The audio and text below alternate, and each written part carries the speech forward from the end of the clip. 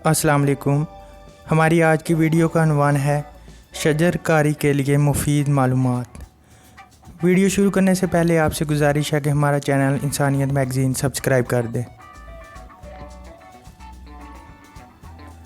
शजरकारी के लिए बेहतरीन वक्त 15 फरवरी से 15 मार्च और 15 जुलाई से 15 अगस्त है। इसके अलावा लगाए गए पौधों के बचने का चांस कम ही होता है। 20 रुपये वाले 10 छोटे छोटे पौधे लगाने से बेहतर है कि 50 रुपये या 100 रुपये वाला एक बड़ा पौधा लगाएं, क्योंकि छोटे पौधे या तो शरारती बच्चे उखाड़ कर फेंक देते हैं या जानवर खा जाते हैं और या वो खुश्क होकर जल जाते हैं।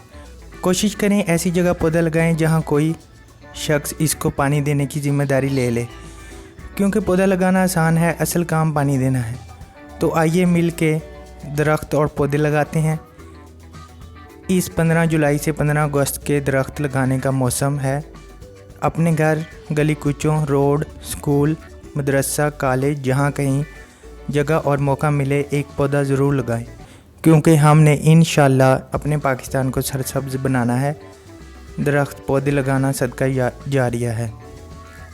इंसानियत मैगज़ीन में तहरीर भेजने का शुक्रिया। आप भी अपनी तहरीर हमारे फेसबुक पेज इंसानियत मैगज़ीन पर इनबॉक्स कर सकते हैं।